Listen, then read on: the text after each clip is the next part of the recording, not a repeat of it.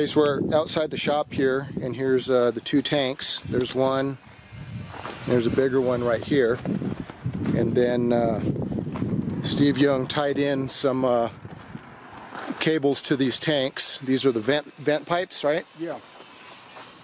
These two vent pipes here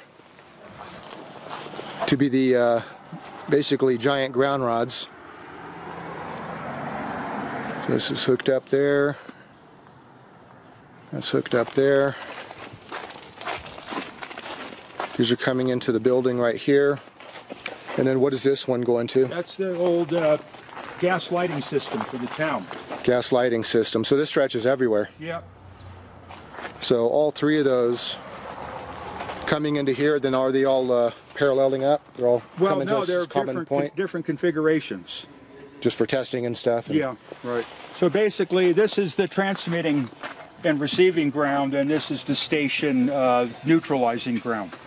So the gas lighting system grounds the station, and these are the ability for the station to transmit or receive in and out of the ground. These are like 10,000 gallon tanks or something? 15? Or bigger, yeah. Okay. I guess we can go inside and see where they come in and what's being worked on inside there. 6, so with the shorter leads, So we have to sign our hand call. yeah. At 1760 we pirate. Right? It says Freedom Radio, 7076 kilohertz. Good thing with the shorter leads and less metal around, I guess. And actually, while you're on there, let me. Yeah, the frequency went down to its correct 1.86, not the 1.9 business is wanting to do. We're 1890 before. Oh, yeah. So it's gotten. Look. Hold on, give me a second. 1.862. Yeah. There you go. Hello. Jeremy, can you hear me? I don't think you can. Turn it up. Yeah, I can hear you. Can you hear me? Now I can hear you. You gotta speak up a little louder. So you gotta speak loud enough so the feedback means you can't hear a damn thing. He's continually transmitting. Yeah. Well, now it's at now it's on CW. Oh, okay. Oh, no wonder it's much brighter. It's getting 3 dB brighter, right? Oh, this is under power increase when you go to CW and stuff. And this is connected. We can see it. Yeah. Well, you can see the lines now moving. That's what I do at home. Yeah. You can see the bands. Some of my camera, about 50 pictures back, I have photos of me doing this. Yeah, depending on where your hand is and depending where the coil is, the bands will either originate from the center outwards or it'll originate near the base of your hand. I've seen it, it'll pulse out. Yeah. Also like I show the neighbors, I'll shadow my hand in front of it, and suddenly it's like an X-ray machine. You know? Yeah. They can't believe it. Just go. Oh, here you got the. So 100 kilocycle, which means 10 kilocycle per band. Oh, okay. Per mark. So you can see the bandwidth that way. And it gets further away, the frequency, the amplitude goes up. Yeah, it's no longer robbing power to it. So I guess we could say officially that it's connected to the town, the gas main system. Yeah, we're transmitting into the ground right now. Yeah. This is happening. That's why now this would be fun if Steve Young and I popped out and did a range test. You know, when it's getting dark and you know, it's just bright. We have another fluorescent tube, don't we? Yeah. You want to do 2? Yeah, we can do 2. Field strength, notice how it's basically 0 at this point, but then of course the potential rises. Oh, for sure, yeah. And even with the gain set fairly low, it's still maxing Yeah, out. So, okay, this is a field strength meter in electrical field mode. yeah. And I've done one with loops, and it's amazing, totally different readings when you walk along the antenna. Yeah. The standing waves between the current and the voltage show different results. It confused me as a young person. Oh, of course. I've experienced some different. The hysteresis effect where you go like, okay, now we get the lights, back. With this meter, actually, with the ground, we get, what is it, measure the magnification factor finally. I mean, I'm getting maybe around 300, but it's just not sensitive. Let's see. I mean, but that. I'm still going to add another turn to the secondary. It looks like the secondary wants to have more turns than the primary in this setup. So it's actually Oh, stuck. no, you just remove one on the primary. Okay, that's 1 to 6. Come on. Okay. 2 to 6. All right. I'll get out of the way. So Griffin is tuning this up right now. Steve Young is out in his truck waiting for this to get tuned up so Steve McGreevy can tell him the frequency to tune in, and this is being broadcast into the gas line, the gas pipe. Gas lighting, original gas lighting piping system for the town. Okay, it's less, so Okay, it lights. I figured that was going to be about. But the real question is, how many extra turns does this one want to have? So it's a maximum I of think 5. let's. That'll be for another day. Total is pretty warm. 120 milliamps. That's a good. Yeah. Well, the total is fairly warm to the touch. Okay, let's see. So this will be the final. Let's just leave it at this. Yeah, this will be the Still final. with the toroid terms. No, it's 2 to 6. Okay, so let Steve know that we're ready. This is going to be it. The real one. Yeah. Okay, well, I just have to find out again and then do it. Okay. Oh,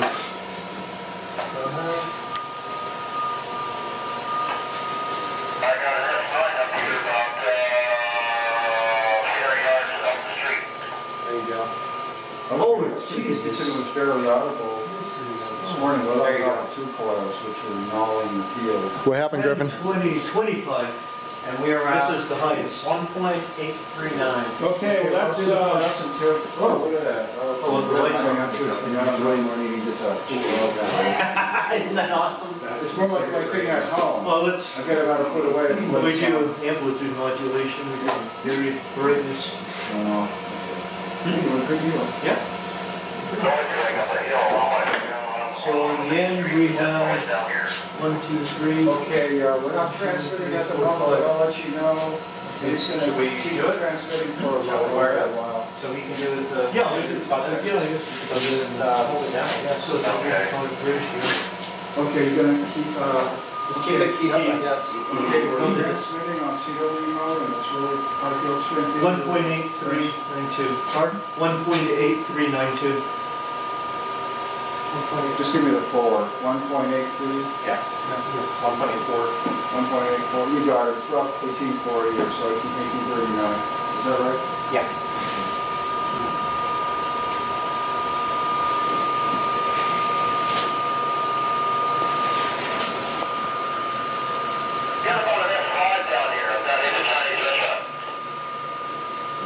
So you're on Main Street?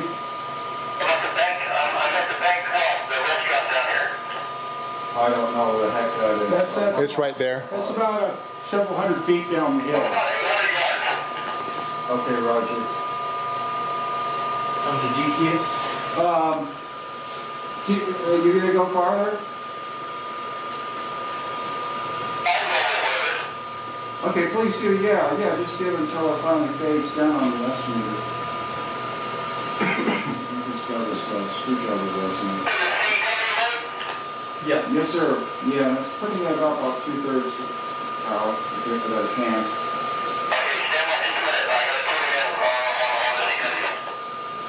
Roger, David.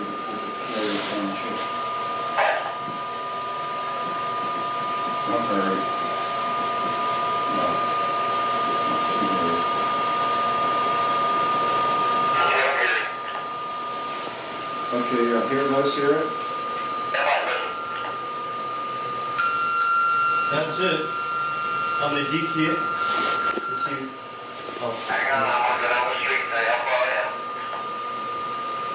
Roger, N610KS.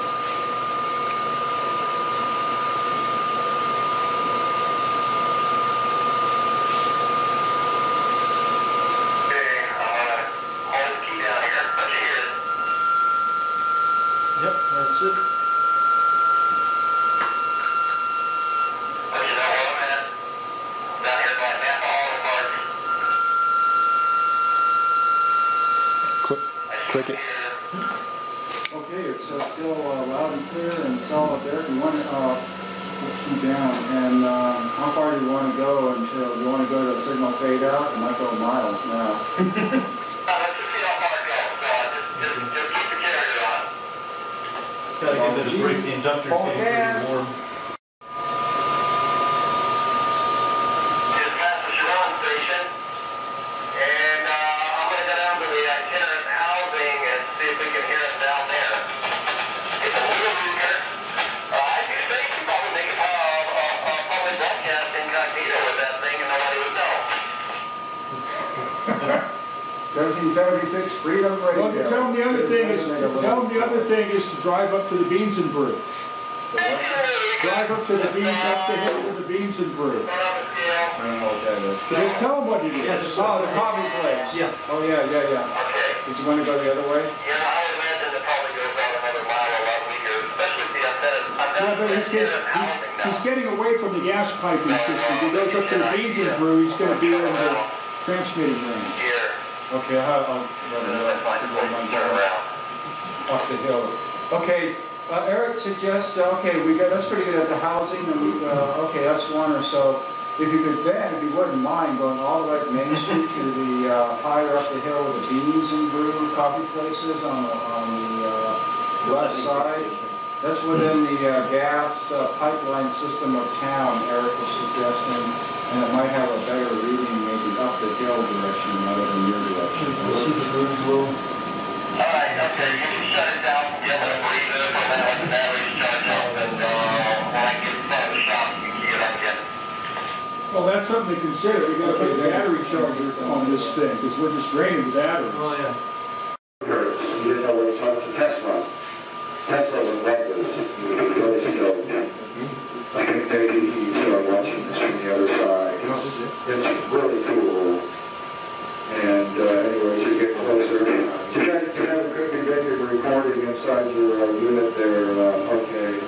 Anyway, where are you right now? You must be coming down the hill.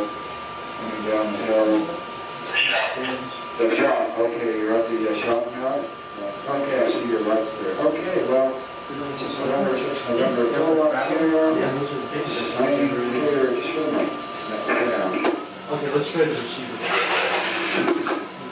Let's try to receive it. Okay, so we have Griffin Brock down here at EPD Laboratories, and he brought this coil and this coil, and the parts were purchased with your donations to EPD Laboratories Inc. And Okay. Well, the setup we have here is essentially one of the Telluric coils, which are made for 1,860 kilocycles. And of course we have various ground connections in the back. So far set up are two gas tanks labeled gas tank 1 and gas tank 2, 2 being that in the center. And on the other side, it's the gas street lighting system, which consists of many pipes and fittings that go throughout the town underneath. So that's a decent low impedance ground. So when we measure that against the line neutral, we get about 70, 80 kilo ohms. And the gas tanks are roughly 100 ohms, so they're decently low. And that's what makes them good for Telluric transmission. So in series with the Telluric coil, we have an impedance matching inductor with variable turns which we could wind and experiment until we determine. So for now we found that having 5 turns on the primary and 3 turns on the secondary is optimum for this type of transmission in terms of using the second gas tank as shown behind.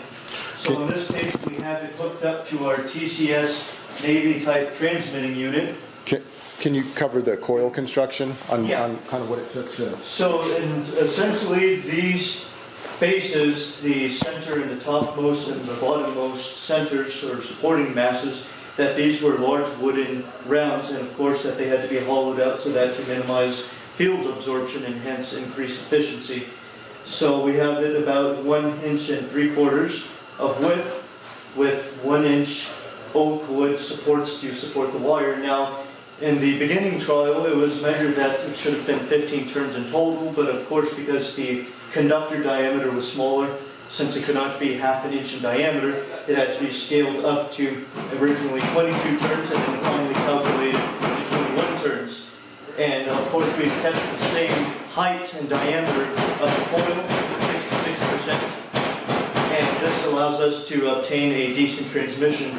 So we have 21 turns in total, and with a copper ring loading network so that we don't have arcs flying all over the place, and just so that to increase the capacitance by a certain degree as necessary. It's about 1 inch and 1/8 in diameter, has 1/8 of an inch in wall thickness, and of course these were specially bent so that to fit the wooden rings. Now this wire, I need to point out, is 10 gauge wire, so of course it's not the 1/2 inch wire which is necessary. In that case it would be copper tubing, but of course that's not necessarily made or commercially manufactured, so that's going to be something for the future. Now of course this is just a prototype design, which is of course working at this present moment.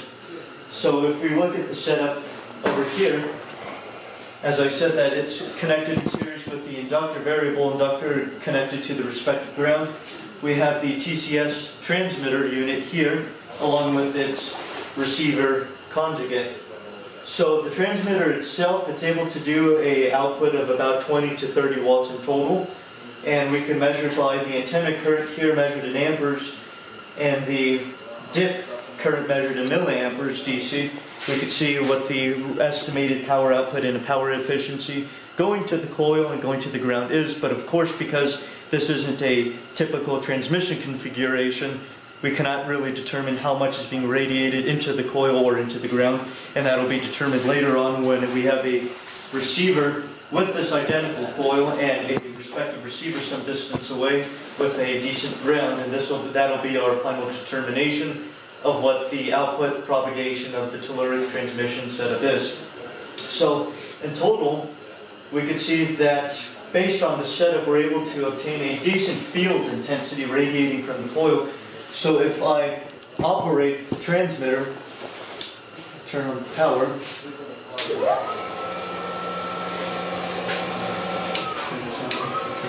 okay.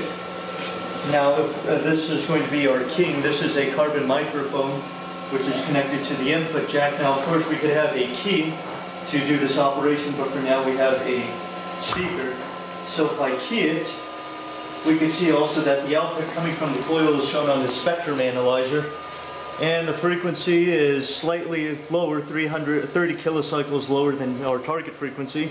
So it's at 1.8367 megacycles, and we can see that we have a dip current of about 135 milliamperes and a rough radio frequency current of about 0.7 to 0.8 amperes, which is fairly decent. Now of course while we're still keying and while the mode is on continuous wave, not amplitude modulation, otherwise the output would be slightly lower, we could take a fluorescent tube and it will light in response to the intense field that's being emitted near the upmost ring. Now of course if we bring this tube some distance, we can see that it's still being illuminated. Now if someone allows to hold the tube, we can just see how much of a range can be obtained with this fluorescent tube. Now of course this range and just the optimum frequency and the optimum efficiency of this coil was determined by tedious variation of the windings of this inductor. Now we found that this is optimum with use of the gas sink and with use of this unit.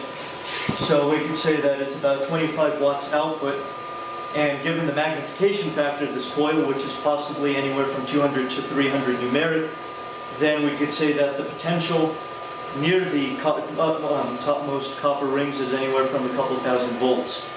Now of course this energy being going into the bottom ground system, then this will allow us to determine how far of a range we can receive with an identical setup. Same thing with an identical transformer and inductor, and of course with the respective receiving unit. Now of course if I stop keying, we see that the energy no longer exists, or it's no longer being radiated. But if I key it again, then we can see that it goes back up. If we turn it to modulation, then we can see that the dip current goes down to about 100, well, roughly 100 milliamperes. Now this is of course because just for the internal safety mechanisms of the transmitter, but CW operation is the main operation that we'll be using and employing for all of these tests.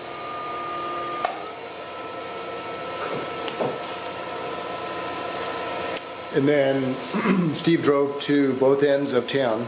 Yeah. And successfully picked up the transmission. Yes. Now that was about a couple hundred yards away. Now of course, since the configuration of these coils, since it's working against the ground, it's not necessarily made to work as a Hertzian wave radiator, but nevertheless, given the output and just given the fairly decent magnification factor of the coil, there is a Hertzian wave output which could be receptible at a certain distance, as what Steve was able to determine.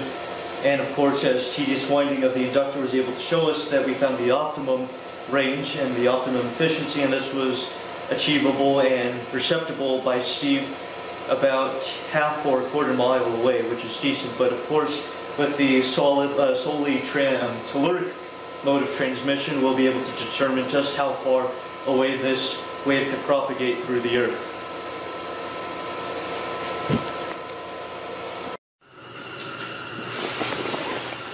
So what is your ultimate goal with this?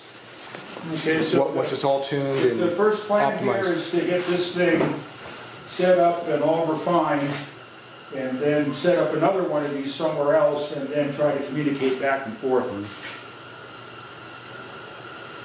That's why there's the second coil here. Right. What do you think the possibility, what distance do you think is possible? We don't know until we start.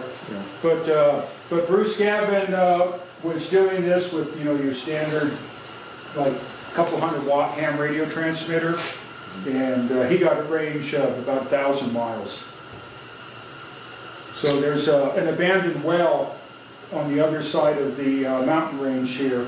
So one of the tests will be to connect the well to this and then hook the radio receiver to it, and then try to transmit. Also, this thing I can try to, because this is in the ham band, I can try to make contact.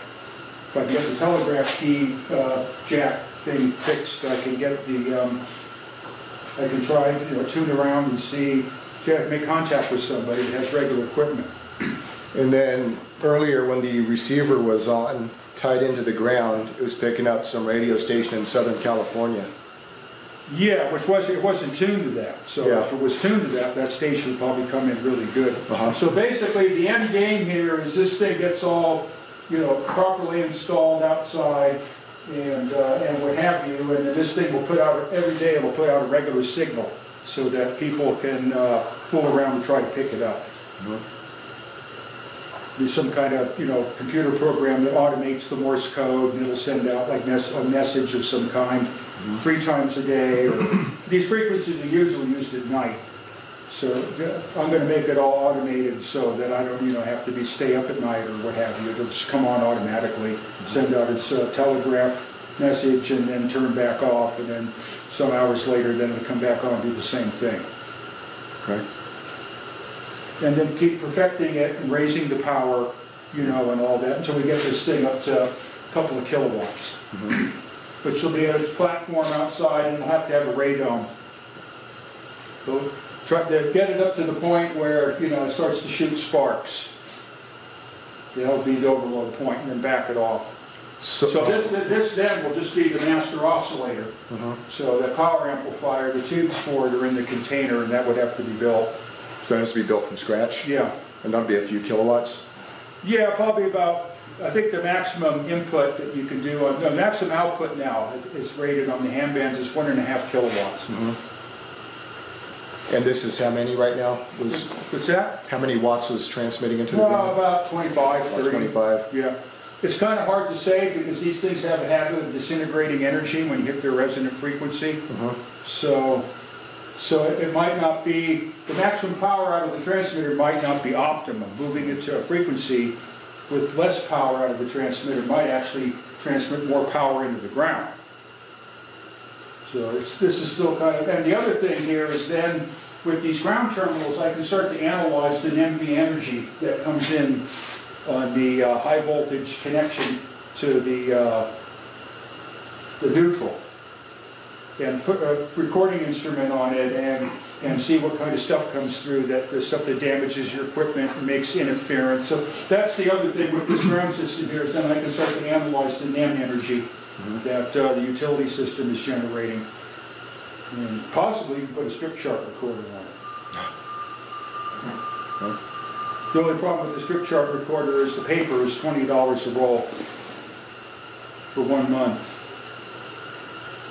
But, and it requires a lot of circuitry and shit, so I don't know. It'll probably just be a speaker or a meter or a scope to start with that I'll just look at. Maybe some kind of trick device. If it, flashes an neon bulb, it'll close the deal, something. Because you never know what's going to come sailing down that neutral.